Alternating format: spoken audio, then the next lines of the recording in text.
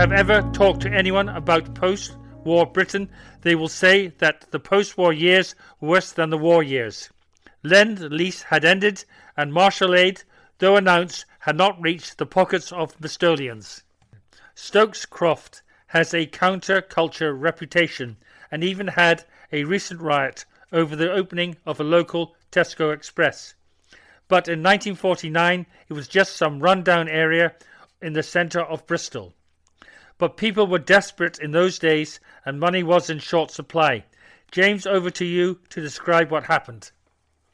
This episode takes us to Stokes Croft, a busy area near to the centre of Bristol in the West Country of England. It's June of 1949, and the residents of Dalton Square had gone on their annual day trip to the coast and the delights of Weston-super-Mare. Because of this, there were few people about, and around mid-morning, one of the residents looked out of her window and saw one of her elderly neighbours, who seemed unusually disquieted, in conversation with a down-at-heel-looking man. When she called out to her neighbour, was everything all right, the man quickly disappeared down the street, in the direction of Stokes Croft. Apparently he'd been looking for lodgings in the area, and when told there was none, he had gone on his way. The two women thought nothing more about it, until that evening, when a grim discovery was made. The popular Bell Public House in Hillgrove Street had been run for many years by Gertrude O'Leary, who was in her mid-60s. She had run the busy establishment with her sister, who had died several years previously. She was a devout churchgoer, fundraiser, and cat lover. She was known as a kindly person to all who knew her. But after her sister's death, she had sold the pub and started an off-licence in Thomas Street, which became very successful. It had been a long, hot summer's day, and an old friend and neighbour, Mrs. O'Leary's, Fred Dibble, was looking forward to buying a few bottles of beer from the off-licence, which usually was closed in the afternoon, but was open again in the early evening. Unfortunately for Fred, the opening time came and went. He discovered that the gate to the rear yard was open, which struck him as unusual, as it was always kept locked shut. This caused him a bit of concern, which only increased when he noticed the back door to the building was wide open. Fred popped his head round the open door and called out to Mrs. O'Leary to see if she was there. When there was no response, he felt that there was something wrong here, and hurried off to call the police. When they arrived, they made a quick search of the premises, and in the living room behind the shop made a grim discovery. On the floor lay Mrs. O'Leary. She was dead. She had been hit hard on the back of the head, causing a severe wound, and it appeared that the weapon was a heavy pottery beer flagon, which was discarded nearby in the room, with traces of blood on it. Horrifically, there was also a piece of rope wrapped tightly around her neck. The room had been trashed. Overturned chairs, ornaments on the floor, drawers opened, and their contents thrown about the place. It was later discovered that a gold watch and a number of items of jewellery had gone missing. It was a mess in more ways than one. Fred had done the right thing in alerting the authorities, even though the outcome was very disturbing. Police detectives were soon on the scene and made a detailed search, and then went on to make house-to-house inquiries in the neighbourhood. This yielded a number of interesting leads. The first of these came from a near neighbour who had been in her backyard, hanging out washing in the sunshine mid-afternoon. She recalled hearing a muffled scream, and shortly afterwards saw a man in a hat leave the back of Mrs. O'Leary's residence and disappear down the road. The last person to see the victim alive, apart from the killer, was a Mrs. Long, a long-standing friend, who had visited at about 2:30 in the afternoon, just before the usual closing time. She did not stay long, and did not notice anything untoward with Mrs. O'Leary. A couple of keen-eyed neighbours also revealed that the door from the shop to the living room area of the building was shut. This in itself was odd, as when the off-licence was closed, the door would be left open so that the cats could have a bit of a wander around. There was also the matter of the stranger seen leaving through the rear gates. The description given of him was that of a shabbily dressed short man in his mid-40s and of slim build, wearing old-looking grey trousers, dirty coat, battered-looking trilby hat and worn shoes. The same-looking man had been spotted in the area a few days earlier by another neighbour who said he was carrying a parcel of some description. Was he the man looking for accommodation in Dalton Square, who, as it was described at the time, as being quite well spoken with no particular accent? Many reports of strange men, who people did not like the look of, seen in the locality, were made to the police, who had to go through them one by one to narrow down a suspect.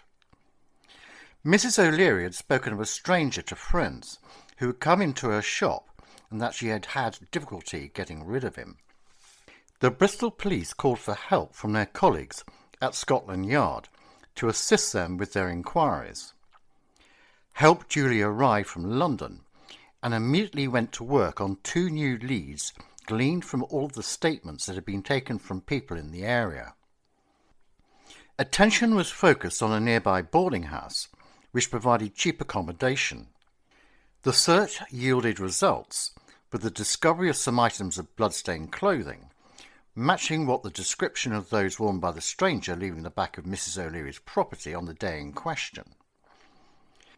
The identity of the owner of the clothing in question was not known, or even if it had any connection to the crime. In any event, the find did not progress the inquiry any further forward in finding the murderer. Another snippet of information emerged out of the police inquiries. It happened in a cafe in Highbridge near Burnham-on-Sea, which is to the southwest of Bristol on the coast. A man had been in conversation with other customers a number of hours after the crime was committed. He was quite open with his conversation and claimed that he had been in the vicinity of the crime scene when it occurred and spoke about the murder in some detail. The conversation happened before it had hit the newspapers and the news had spread. Despite inquiries and a search, he was never found or identified. If in fact he was telling the truth, he may have had valuable information about the case. Many questions, but sadly, few answers. Let's take a bit of a wide-eyed view as to the circumstances surrounding the events. Was the motive a burglary, and the day carefully chosen as most of the local residents were on a day trip out of town? Less people around, less chance of being seen. Mrs. O'Leary had been burgled a couple of months earlier, and it was no secret that she was a woman of means.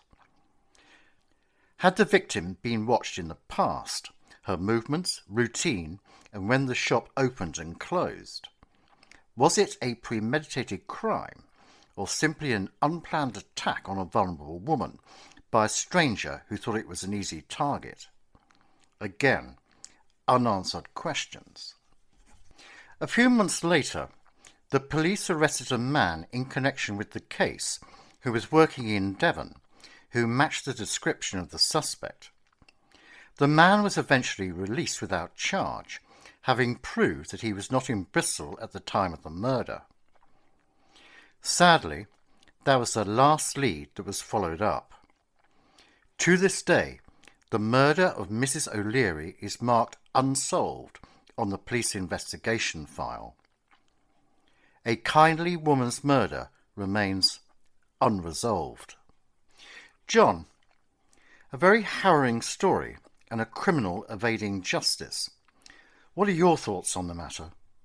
The British public have a peculiar attitude towards law and order.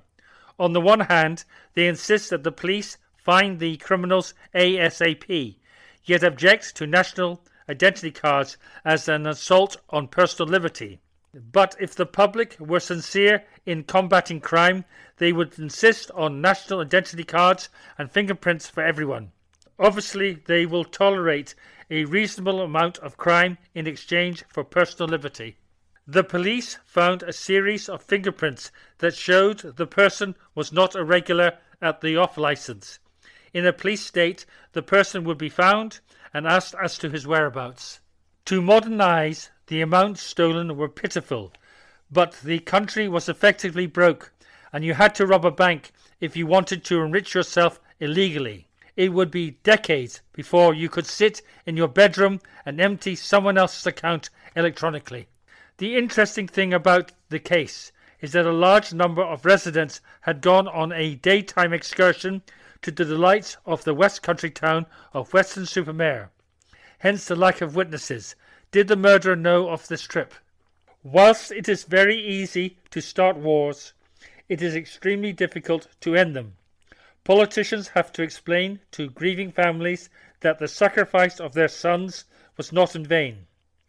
More important, war is like Aladdin releasing the genie from the bottle. Life is never the same again. Would the murderer have behaved in the same way before the war, or had the experiences of it brutalized him?